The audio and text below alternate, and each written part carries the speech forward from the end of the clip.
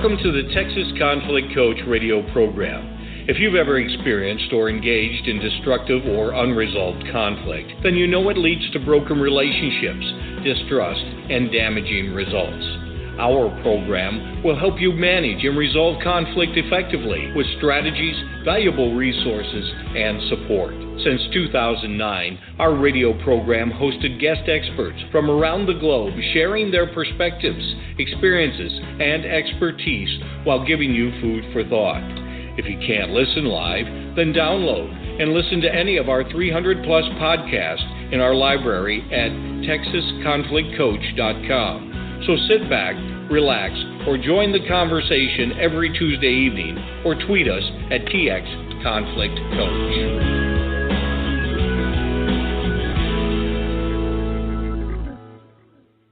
Welcome, listeners, to our nightly conflict chat when leaders crash, creating toxic workplaces.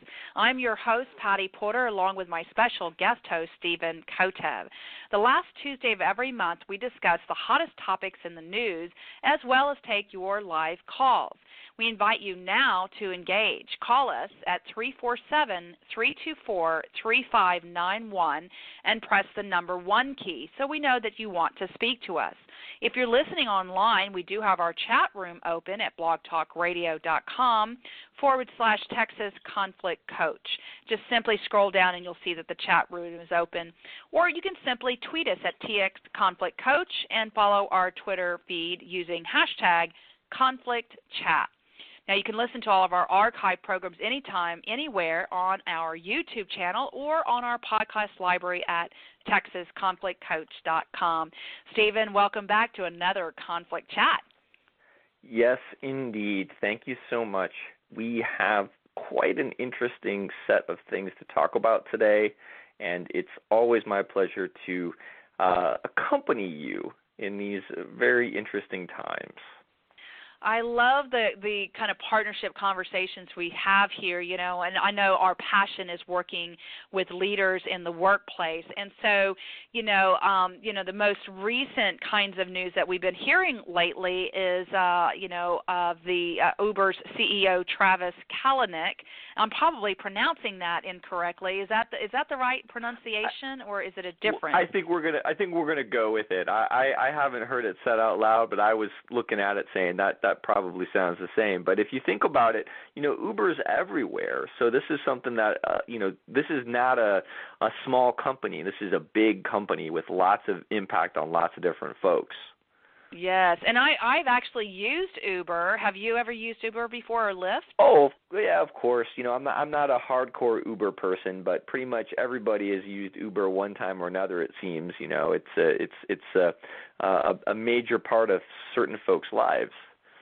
And everyone's, and not just the young folks. Even my retired neighbors have been using Uber. And, Uber has grown dramatically just over the last year or so. And the reason we bring up Uber, for those of you who have heard about it, and for those of you who haven't, we're going to give you a little bit of a synopsis of what we're talking about. But what we're talking about today is about leaders and how their destructive actions and conduct can lead to toxic workplace environments. And, oftentimes leaders are brought in because of their performance. They're technically brilliant, very good at what they do in a very competitive sense, but from the conduct human side can cause a lot of havoc. And so this recent example, Uber's actually been quite a bit in the news lately, and not in a very positive way. And so the CEO, Travis Kalanick, one example is that, and it went viral, everyone's talking about everything goes viral. Well, this video went viral, and he was actually he was a passenger taking an Uber ride, and the gentleman was using his car. That's how Uber works. And at the end of the ride, the Uber driver started to engage Mr. Kalanick. Now, he was with 2 other passengers in the car that he knew, and he started to engage with the driver in a discussion. And the driver was very calm, but he was very concerned, and he was bringing up, the seemingly frequent daily changes, but especially to the pricing structure and how the business model was changing, and how this was actually impacting him as, a person who, not an employee of Uber, but for those of you who don't know how Uber works, you download an app, you register to be an Uber driver, and you decide, hey, today I want to, take passengers, and, so I guess technically they're contractors. But this business model change really created a negative impact and had a very significant financial hardship for this Uber driver, who's considered a partner. And in fact, he even said, I've gone bankrupt because of the requirements of Uber. And so instead of the CEO really listening to the driver's concerns, he really started to get triggered and started to get defensive to the comments. And the last comment, I think, that really thrust him into a very reactive state is when the driver said, no one trusts you. And it very quickly escalated the conflict, and the CEO, Kalanick, raised his voice and accused the driver of not taking responsibility for your own what, and blaming everyone else for their problems. And so, they snapped at each other and, good luck, and you're not going to make it, and then it just was nasty. And so that's how it ended, and of course it was being videotaped. So everyone got to see it around the world that wanted to see it. Well, and, the dynamics here are really interesting, because here you actually get to see this leader in action. And, Patty, I know that you have dealt with lots of different leaders. You also have some expertise in dealing with abrasive leaders. And you got to see this leader in action as he dealt with information that he really didn't want to hear. And that, to me, is why this video is such a good example of what can happen when you don't know how to deal with conflict. And that's why I really thought this was such a great thing for people to be able to connect the dots and say, hey, listen, here's your feedback. I don't trust you, and here's how you handled it. And look at the response. The headline that was in a lot of the news that came straight from the CEO is I must fundamentally change and grow up. Yeah, and he gave an apology, although I think a lot of people wasn't sure, especially the driver, whether that was really real or genuine or authentic. And the thing about it is, some people who are on the opposite end of the coin might say, well, that was just an isolated incident. What's the big deal? He's having a bad day or whatever. But why does that not hold water? I mean, what are your thoughts about that? Why that doesn't hold water? Well, there's a couple things that I think are important for folks to realize is that the driver in this situation, he was one of the first adopters of Uber Black, which was cars that weren't just any car like your Toyota, but like town cars, nicer cars, and they had to be a certain model and so on and so forth, just to be able to be considered an Uber Black driver. And then you were supposed to make more money for doing it. And basically over time, the amount of money that the drivers were making got less and less, and that was part of the frustration. And so I get what the CEO is saying around, you have to be responsible for your own finances, and, if you went and started, buying other things that you shouldn't, okay, you're responsible for that. I get that part of it, but the information that was given to him, so much of what we talk about for folks is understanding, well, what's underneath this? This is what you're telling me, but what's that really about? What's coming there? And as opposed to actually stopping and listening and trying to understand what was going on, Kalanick fell into, I'm going to tell you you're wrong. And one of the first things that we see happen in conflict over and over again is his communication gets sacrificed. And this is the classic example. Absolutely, and you know, but he's human like everybody, right? We get triggered. He, you know, the thing that took him over the edge is when when the driver says, "No one trusts you," and it just, you know, went south really quickly there. And the thing about it is that even though this was just one incident in the driver's car, when you're in a leader's position, especially a leader of something so public like Uber, that has grown and is in the public eye constantly, people are really watching to see how you model positive, constructive, strong leadership, and then how do you set that tone for the culture and the workplace environment in which you're trying to partner, because that's some of the language. They use a lot of language like let's partner, but a lot of their actions and a lot of their behaviors did not line up with some of the terms that they use. And so the thing about it is it has this really negative impact. And so a leader's thinking, their way of communicating, how they handle conflict sets that tone and ultimately shapes the company's culture. And we saw this in the style of leadership, in that, you know, there is something to be said of Kalanick being able to go and create such a strong presence. You know, he's at, I don't know, $600 billion or some crazy amount of money that they've made, and they're doing driverless cars, they're doing delivering your food. You know, he's done a lot, but a lot of what he's done has come from a very aggressive model. And aggression will get you only so far, because it's something where if you have somebody who's opposing you, aggression is great.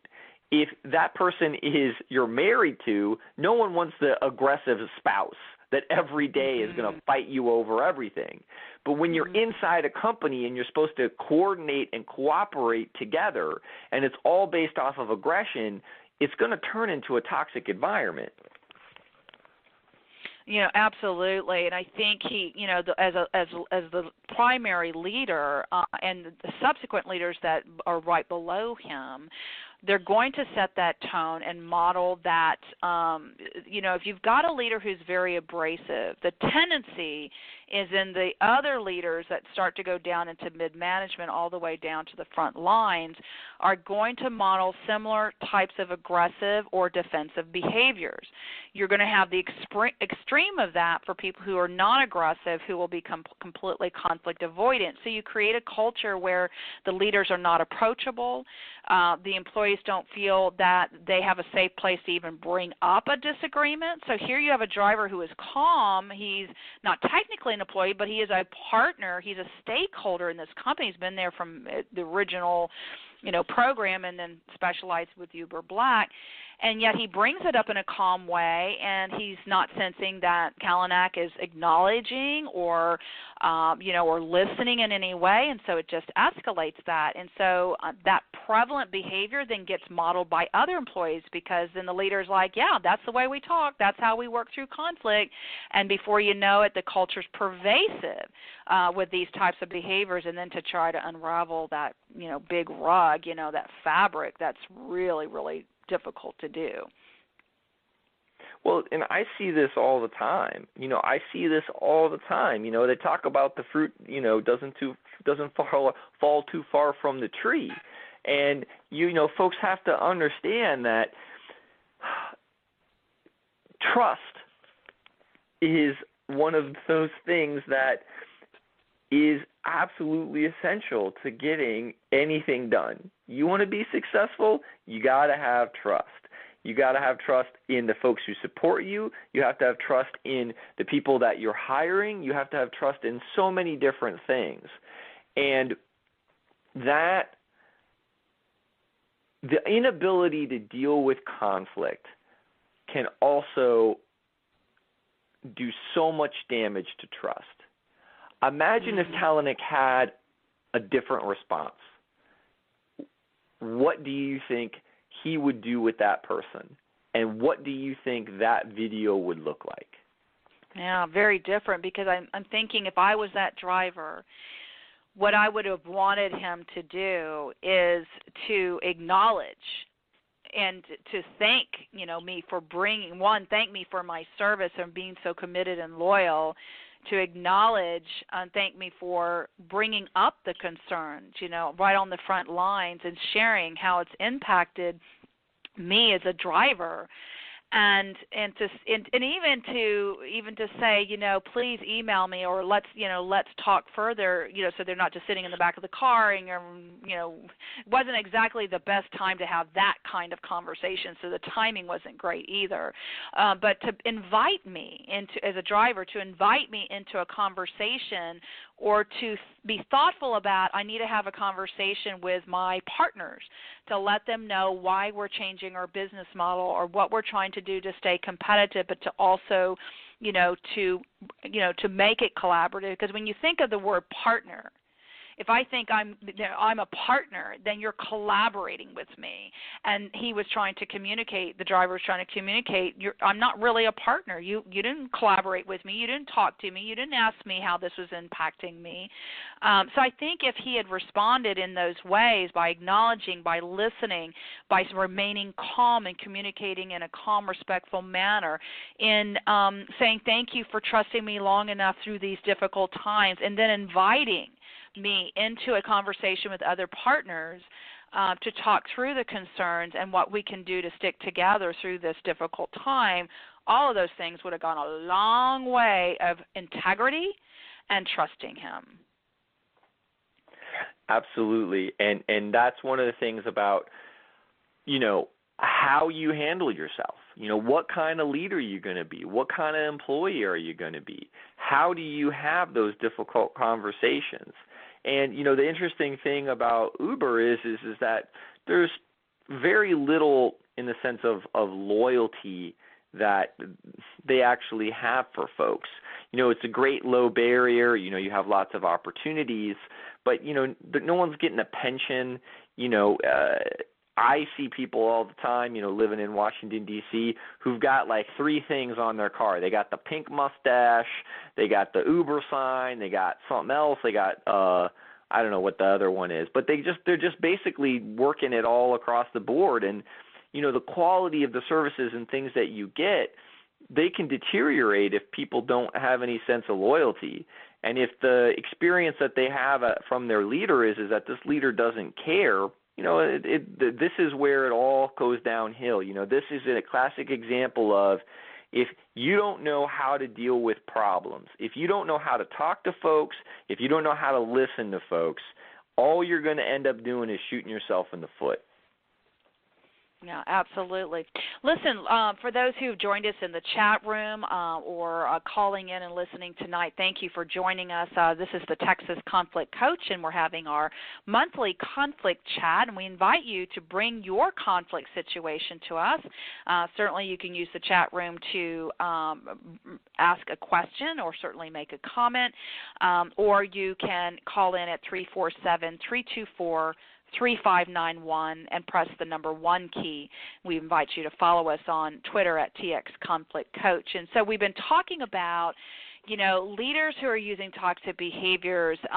In Uber is the specific example. They're just one example of many, many, many, many leaders out there who have not learned. And CEO Kalanick, as you said, recognizes finally.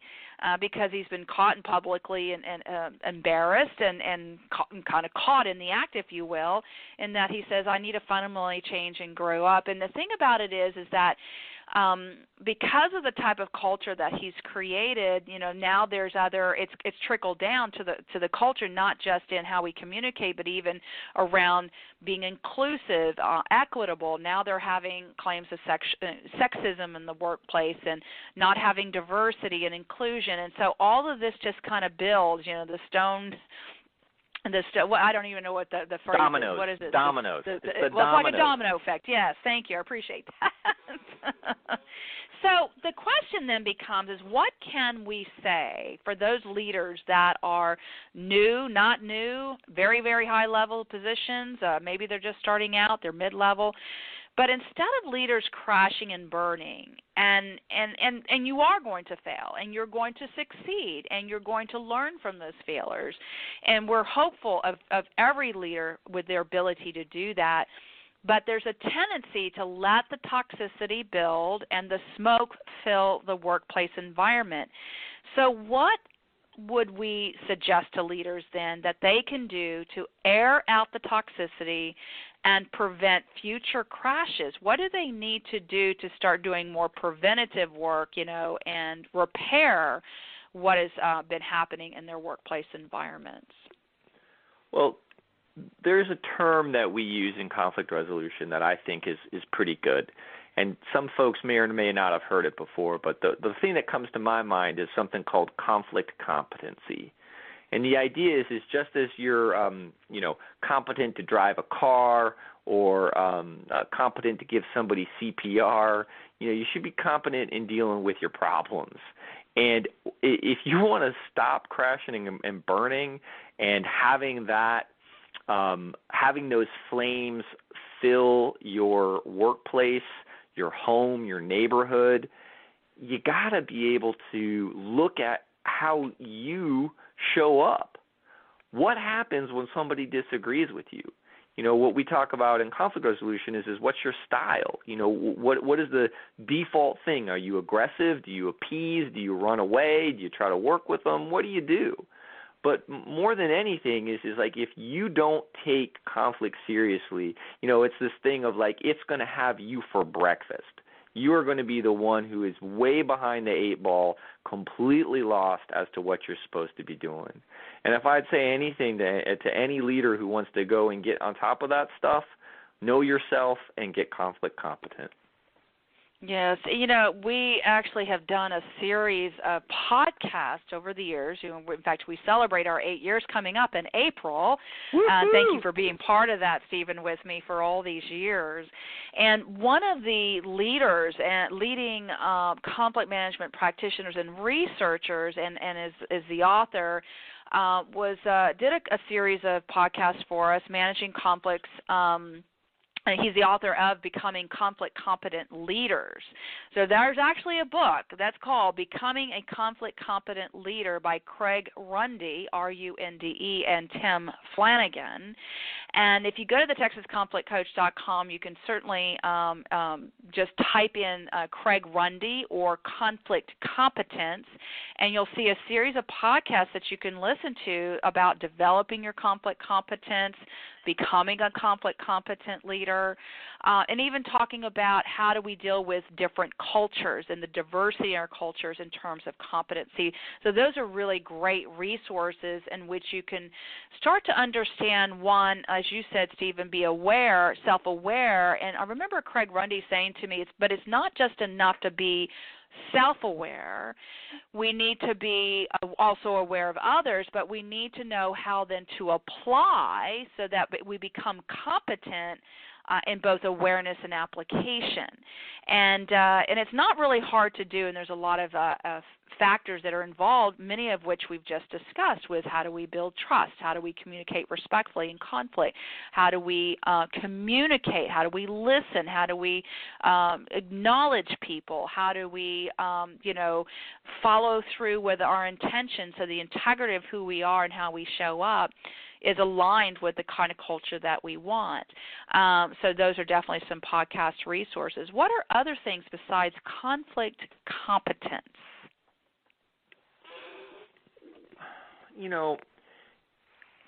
A lot of this also comes back to, the term that sort of they use is regulation, but it's about how you manage your own stress and how you manage your emotions. As somebody who's, studied the martial arts for a long time and studied the fight or flight response and somatics, we see it now with our current president. If you aren't able to manage your own emotions get the best of you. And, as I was told many times by my mother, you can't take back the words that you say. Yeah, because once it's out there, and it's very hard to take that sting away. right? You say things and, and you've stung someone, and then that, depending on how they received it, it might take a little while for the sting to go away, but sometimes it leaves a little scar. And people are still going to remember that that's how, you engage, especially if it's an ongoing thing. And I think when you bring up, the current President Trump, and we see those, he's very quick to get angry and be triggered. He just wears his emotions right on his sleeve. And the way that people, how it impacts how people are either afraid of that, become yes men to that, run away from that fight or flight response. And so leaders, be thinking about, how do people react to you when you're engaging that way? Part of that self-awareness is being aware of are you really paying attention to what people are saying or how they're reacting or responding to your types of behaviors in communication? Or if your intention is to be a partner, to be collaborative, to be inclusive, to honor diversity, what are you seeing around you and the people that, that you've hired in other leadership positions to model that? And conflict competence is not just conflict competence as an individual. Craig Rundy talks a lot about conflict competent teams. We were even just talking shortly ago before the show about, team coaching and the things that you are learning about helping teams be more competent in how they deal with tensions and problems. And then, of course, organization-wide, how does an organization become conflict competent as an organization? So all of these things have to be modeled and supported in all various kinds of ways. Well, and it's also just about being honest with yourself. If you look at President Trump, his emotions allow him to be very authentic, or people see him as very authentic. He says what he thinks. Lots of folks are like, oh, I can get behind that. And, okay, that's going to take you so far, but then it's also like, what happens if you're on the other side? There's lots of people who, he says they're sad or they should be fired, and what happens if they still have to deal with each other? What's going to happen to you? And, if Kalanick takes this very aggressive response, that very aggressive response is going to take him and get him successful, but eventually it's going to be a weight that drags him down and pulls him into situations that he doesn't want to be in. And one of the things that I see over and over again is that leaders are often – they get themselves out of their depth. And when that happens, everybody else falls apart. And you have to be able to pause for yourself and pay attention to yourself. And you have to have somebody else tell you when everything's on fire. You got to have somebody who's willing to say, you know what, this isn't working, and you got to listen to them. Something you just said, and I know that we're coming to a close here, and that is, I never thought of it this way, that with President Trump being perceived as being authentic or genuine in terms of, or transparent in terms of showing his emotions. And that's a really good point. He does show his emotions pretty openly and freely when he's, unhappy. That he is unhappy. And so that is authentic. And so I think for a lot of people, there's a level of trust that's built around or for him because he is being authentic and transparent. Now, is he being abrasive, aggressive, and modeling those types of behaviors as a leader? Yes, which then gives permission to a lot of people to say, well, if the president can do it, so can I, so that's another conversation, but it is at a macro level, right? But at a macro level, it gives people permission in the United States to say, well, if he can do it, I can do it. But in a micro level, meaning within a company, you're serving, a customer, a consumer, you're serving your clients, your employees, your partners, your stakeholders, that becomes very unacceptable. And I'm actually seeing a trend now where very abrasive, aggressive leaders who are top of their game, their CEOs are very high-level, C-level executives, and more companies are saying, especially legal, who are getting involved in saying, okay, this is not acceptable anymore. Yes, we know you're bringing in billions of dollars and you're bringing recognition to the company, but it's this fine balance of, okay, we've got to help this leader change how he or she has been all these years, because this is no longer either acceptable or becomes more of a liability, even though they recognize the technical brilliance or the dollars that they bring in or the reputation from a competitive side.